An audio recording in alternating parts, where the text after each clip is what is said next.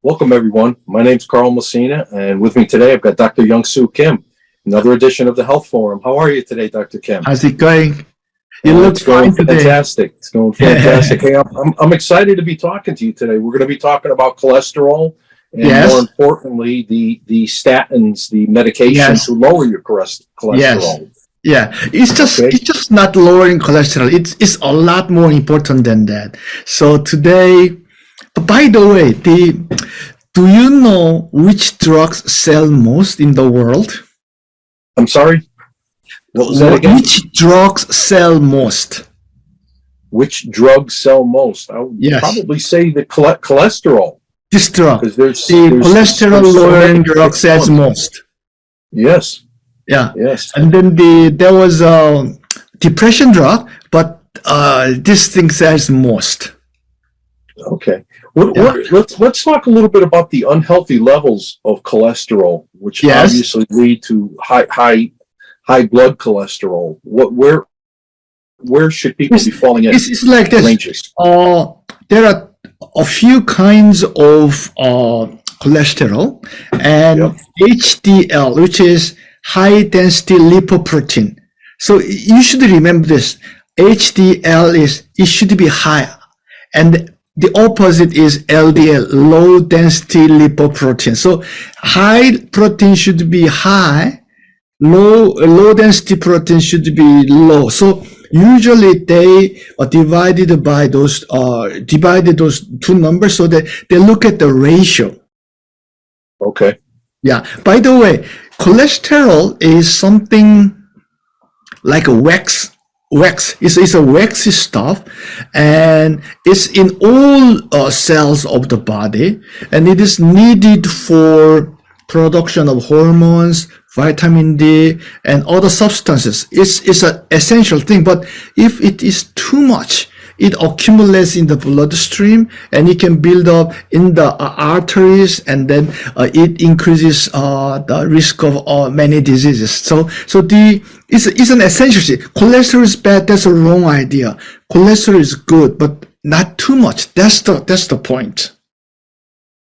When the plaque starts to build up, Dr. Kim, in the arteries, how does it affect the liver? Really bad. The liver, kidney, even though we assign a very biological or anatomical name, it is nothing but the ball of veins, small, fine capillaries, and then a lot of nerves, and then enzymes. It's a ball of fine arteries, fine capillaries. So imagine what's going to happen if the wax is all clogged up, in those blood streams. So and then it blocks some arteries, some capillaries. Then the oxygen and nutrition, and then the blood doesn't go there, and then there's an inflammation, and it grows and grows. So too much cholesterol in liver or in kidney are not good either. Very, very bad, actually. By the way, later we'll have the chance to talk about kidney, and then the kidney. People are not really focusing on this issue, but many kidney problems can be improved greatly if they lower so-called LDL. Later, we'll just come back here. Okay. What are some of the causes that create high levels of cholesterol? I know for some people it's hereditary, and obviously there's some bad foods that contribute tremendously to cholesterol as well. Can we talk a little bit about that? Yeah, some people even saturated fat, and then the stress, and then the all this.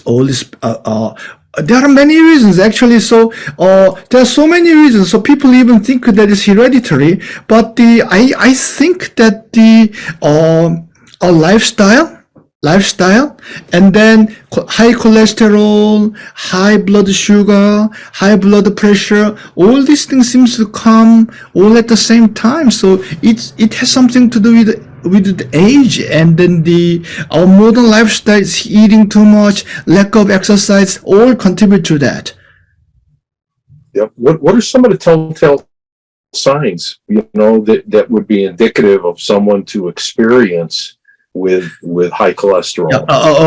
No sign at all. It just happens only after you have coronary vascular diseases such as heart attack, and then you find out you have a high cholesterol. So it's a number. Before we didn't know we have these issues, but it's just a number right now. And then later they found out this is the distant cause of all these coronary vascular diseases. So basically there were quite a number of controversies, and then there were flip-flops of conclusions. For example, there at first was a debate about whether cholesterol is bad or good.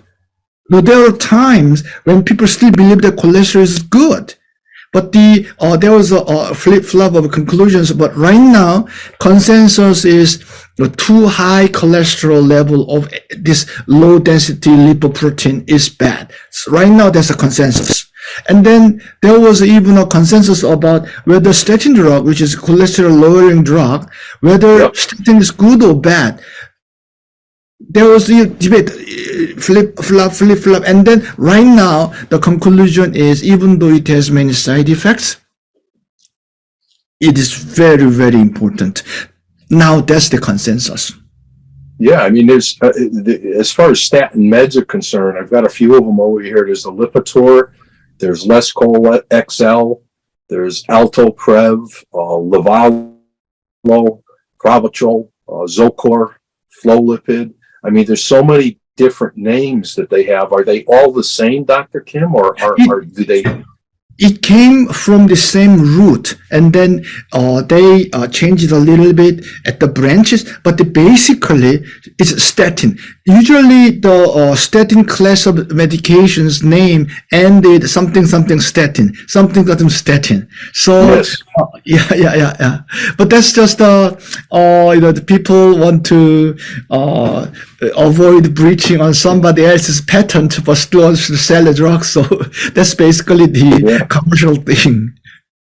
Now I understand there's people are experiencing a tremendous amount of side effects. I mean, I've heard of people getting headaches, dizziness, feeling sick, digestive system challenges, muscle pain.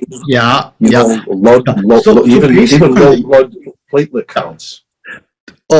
Basically, the most serious side effect is muscle-related problem, loss of muscle and muscle pain and muscle weakness.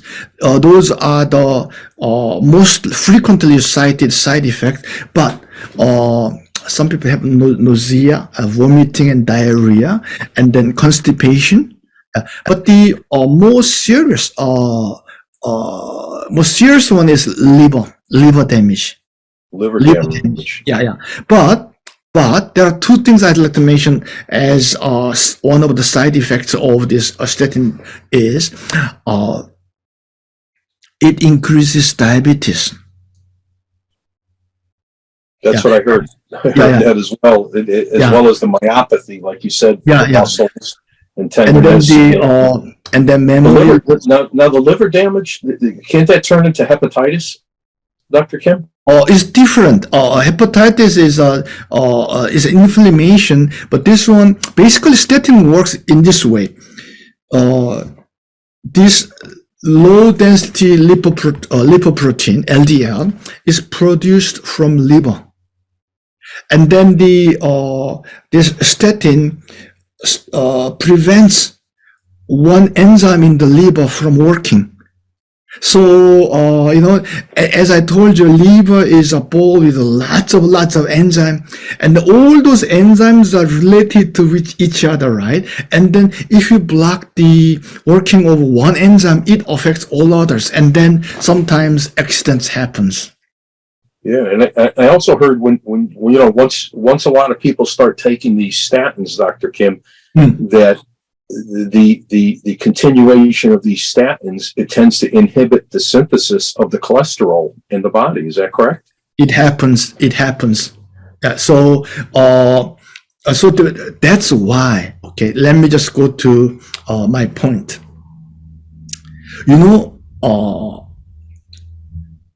Medical doctors. Okay, medical doctors. We ask them. We are not talking about what drugs they prescribe to their patients. We ask them, what drugs do you take as a preventive? Not because they have any disease, but as a prevention. What drugs do you take?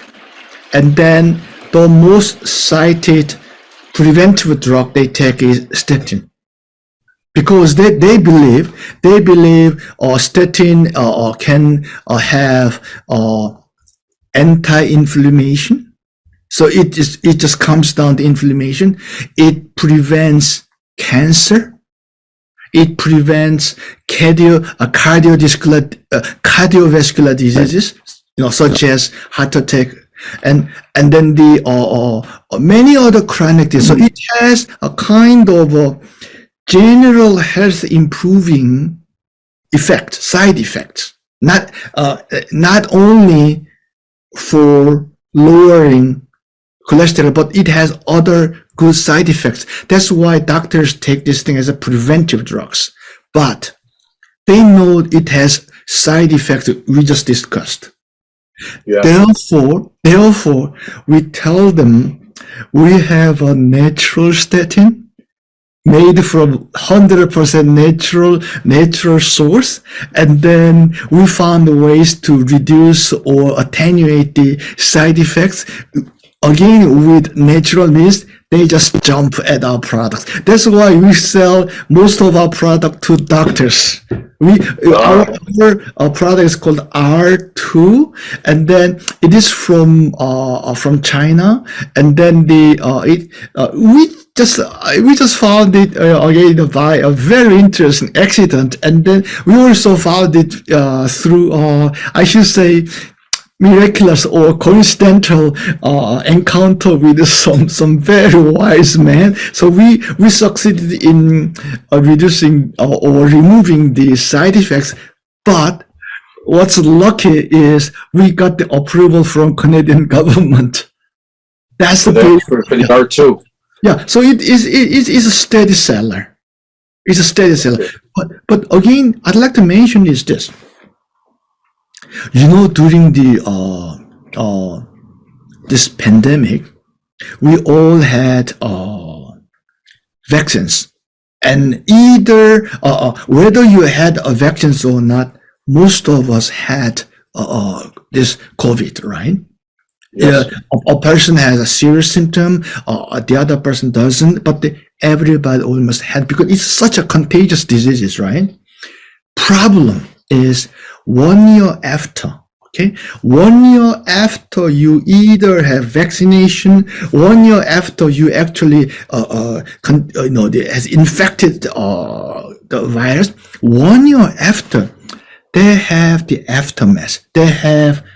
Many of them have myocarditis, the inflammation of muscle in the heart, and then we have distributors in Korea, and then 20% of them got this cardiovascular disaster. They almost died. And then many of my friends have this accidents these days. So I knew this may happen. So I just kept on telling people, you should take this thing as a prevention of all these cardiovascular accidents. And then people who had this thing didn't have this cardiovascular accidents. Also, they recovered a lot faster. Wow. Now with the R2, the product that you have, the R2 product, Dr. Kim, is that something that people can actually stop taking, or is that something that you would recommend that they take it on a regular basis in replacement of? I don't have a cholesterol issue, but I take it. But my wife has a high cholesterol, And then so the way it takes is you keep on taking your regular cholesterol, this pharmaceutical drug. At the same time, you take this natural cholesterol lowering drug at the same time. And then doctors say, oh, you reduce this pharmaceutical drugs. They test and they know, oh, something happened, and then you don't need this pharmaceutical drugs. Yeah. So, yeah, but it just keeps going. And then this one is from rice. Rice, and then it's from rice. The product is from rice. Yeah, really? It's a fungus that grows on the surface of the rice, and it is very difficult to make. And how did you find out about this, Dr. Kim? I mean, that's amazing. Look at all these books. Yeah. And then how I lost my own hands. I have friends because they know that we are looking for these natural cures, natural substances. Also, they know that I'm keenly interested in replacing pharmaceutical, synthetic chemical drugs with natural substance. When they find something, they just let us know. I'm well connected. Also, probably I know whom to ask questions, and I know what to ask questions. And then when I found something, I just start a team, and then okay, you go out and then find out how to reduce the side effects. So this one also, we succeeded in finding natural ways to reduce the side effects. So whenever we say, doctors, okay, you take the pharmaceutical statin as a preventive drug, we have a natural substance, and then we also succeeded in reducing the side effect. They just buy our products. We sell quite a bit to doctors. Yeah, I understand too that there's a tremendous amount of Eastern physicians that love your product, and as a matter of fact, it's starting to become very prevalent among the Western physicians. You know, I think the United States government should pass a law to make every citizen should take our product or go to jail. Well, especially due to the fact that you're sharing with me that very little to no side effects with the natural products. Yeah. I mean, yeah, I just told everybody should take a product as a half joke, but if you compare the medical cost, once a person has a cardiovascular accident, heart attack, stroke, how much money does it take to accommodate one day? And then I think this is still the most important cause of death in the United States. So everybody takes this thing natural and then good for your health anyhow, and everybody's happy. Let me make some money, and this what's wrong? Yeah. Well, I've even heard of some dramatic cases where there's people from taking a lot of the statins have actually had kidney transplants. Yeah. Is that let me correct? tell you what. Yeah. When you have a kidney transplant, right? Most of the kidney transplant happens because somebody already had a serious diabetes, right? And then when one has a transplant, you have to take the immunosuppressant, because even though it is a kidney that fits your DNA profile, it still is somebody else's. So you have to suppress the immune response. So you have to take immunosuppressant every day. That immunosuppressant invites diabetes again. So that's why kidney transplant should happen every so many years. So a second one, third one, something like that. Our product, we have two products that's needed for this kidney transplant patients. One is our product. The other product lowers insulin resistance so that the immunosuppressant does not cause the diabetes again for these transplant patients. Second one is this IL-2. IL-2, there's a number that's creatinine. That's the number that shows how much of damage is happening inside kidney. That's a number. So if the number is down, that means his kidney is functioning. If that number is high, that means a lot of self-destruction is happening inside the kidney, and then that's the level of waste of that self-destruction.